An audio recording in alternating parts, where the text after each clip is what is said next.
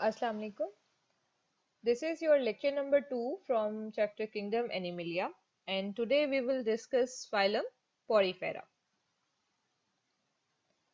Before going to the phylum Porifera, as we have discussed a number of things in the previous lecture about the evolutionary characteristics on which the animal classification is based upon. So if you have remembered, we have discussed about the diploblastic and triploblastic organization. We have also talked about the protostomes and deuterostomes and about the body cavity or the presence of the coelom and pseudocoelom or the animals which are acoelomates. So, on the basis of cellular organization, the kingdom Animalia is divided into two subkingdoms, which are Parazoa and Eumetazoa. Parazoa, which have only cellular structure, the example is phylum Porifera, which we will discuss in this lecture. While the Eumetazoa, which have tissue level or further development modified structures, which have modified structures. So the only single phylum comes in under the Parazoa, subkingdom Parazoa, while the rest of the 8 phylums comes under the subkingdom Eumetazoa. Now, further, if we talk about the diploblastic and triploblastic organization, the only phylum which comes under the diploblastic organization is Cnidaria or phylum Coelenterata, while the rest of the phylums comes under triploblastic organization, which means they have 3 germinal layers. Remember, ectoderm, endoderm, and mesoderm. After that, we have studied another evolutionary character, which was the protostomia and deuterostomia, based upon the fate of blastopore. Remember, if the blastopore becomes mouth, the animals called as protostomes. If the blastopore becomes anus, which means the excretory part, then the animals called as deuterostomes, right? Here are the example of protostomes, which includes platyhelminths, nematode, mollusks, arthropods, and annelids, while the deuterostome includes echinoderms and all the chordates. On the basis of the body cavity, which means the acoelomate, pseudocoelomate, and coelomate, the acoelomate derived from the acoelomate ancestors include example of platyhelminths, the pseudocoelomates, which are nematodes, right? While rest of the phylums, which means echinoderms, mollusks, arthropods, annelids, and chordates, are coelomates. Now, phylum Porifera. These are commonly called as pore-bearing animals, which means they have holes in their body.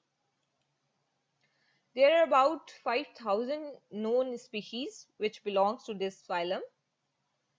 They are mostly marine, which means they found in seawater, but about 150 species lives in fresh water.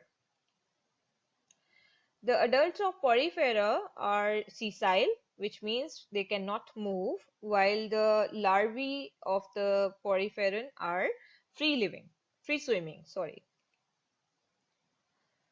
They don't have mouth, intestine, respiratory, excretory, and nervous system because they are the simplest organisms found in the kingdom Animalia, right? They live in colonies, which means a number of sponges lives together. Symmetry. The general characters, now we will discuss the general characters. When we talk about the symmetry, sponges are, they don't have any axis or plane on which we can divide them into equal halves. That's why they are called as asymmetrical animals, right?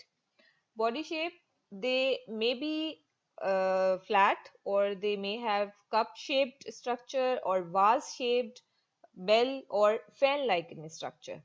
Respiration, as we have talked about it in previous slide, they don't have the respiratory system, so they don't have organs as well.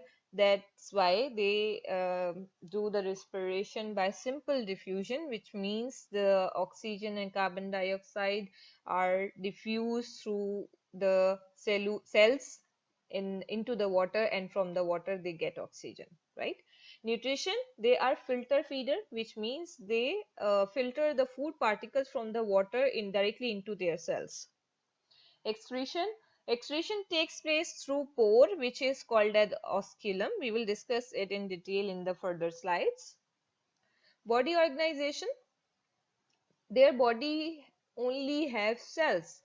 No tissues, no organ system is present in poriferans. Cells are present in jelly-like matrix, which is called as mesenchyme, and it is supported by spicules. What are spicules? Spicules are basically fine needle-like structures which provide skeleton or shape to the poriferans or sponges, right?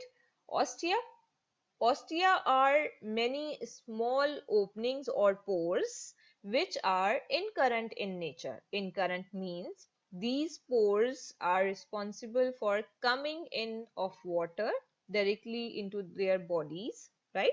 The water from the surrounding comes into the sponge's body through ostia. Osculum, poriferans may have one or few large openings, and they are excurrent in nature, which means the water leaves the body of poriferans through osculum. Types of cells. Sponges have four types of cells: pinacocytes, porocytes, conocytes, and amoebocytes. Here in this diagram, you can see the sponge, and this is the highlighted area of this layer, and you can see there is an outer layer, there is an internal layer, and a middle layer. Just to clarify the different types of cells, it doesn't mean it has proper germinal layers. No, poriferans don't have the proper developed layers, right? All right. The outer epidermis is made up of pinacocytes. These simple or straight cells you can see are pinacocytes.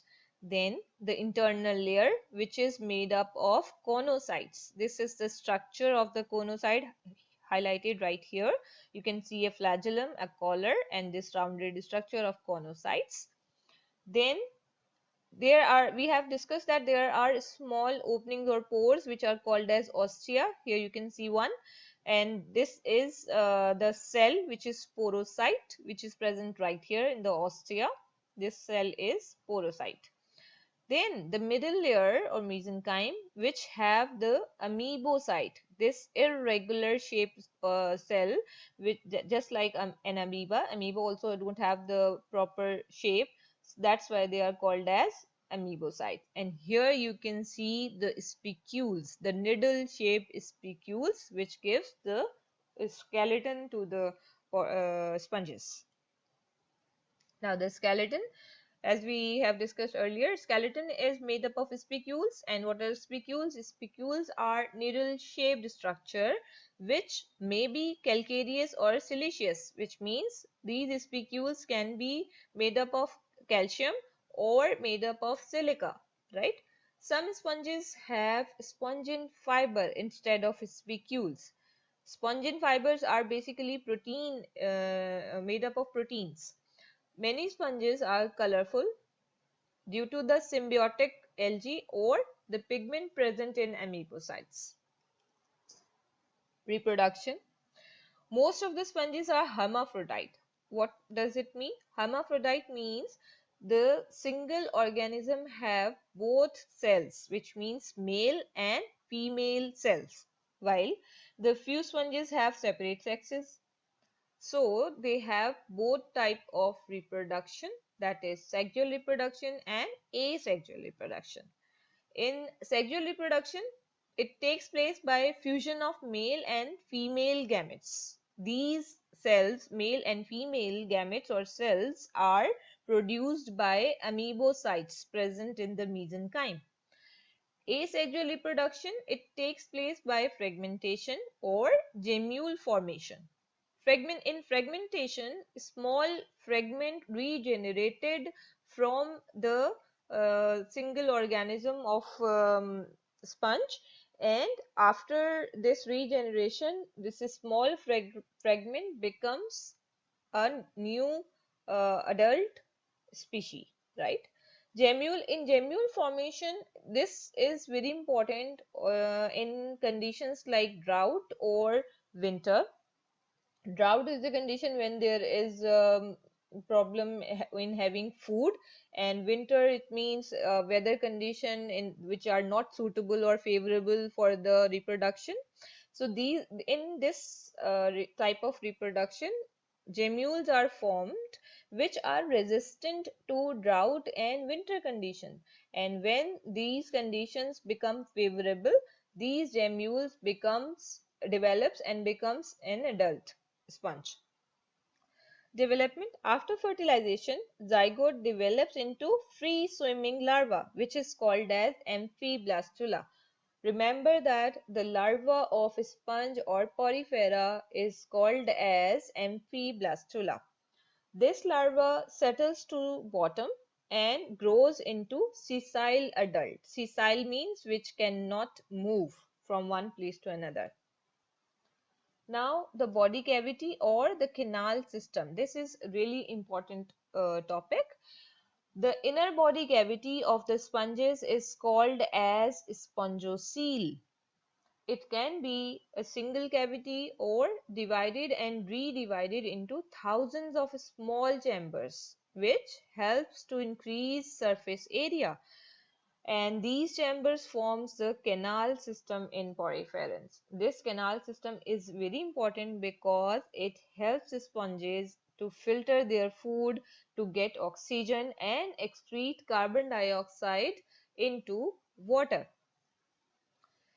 There are three types of canal system present in poriferan, that is ascon type, cycon type and leucon type.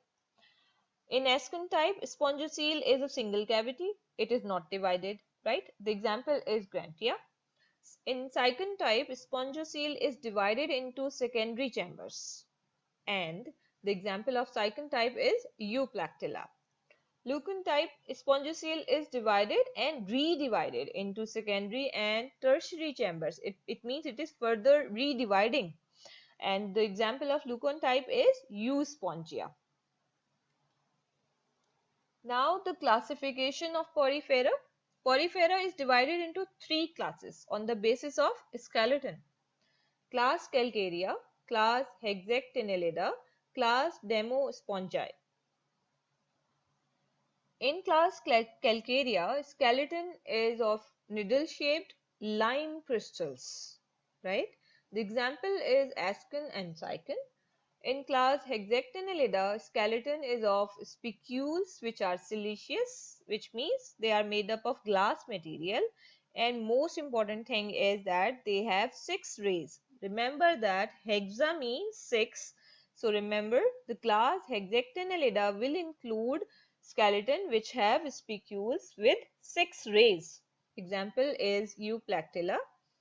In class Demospongi, skeleton is of proteinaceous fiber which are called as spongin fibers, network of spongin fibers, and they can be with or without spicules. But if spicules are present, they are siliceous but never have 6 rays. Remember, 6 rays are only present in class Hexactinellida.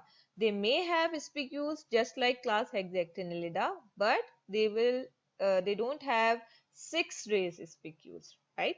The example of class Demospongi is Spongilla.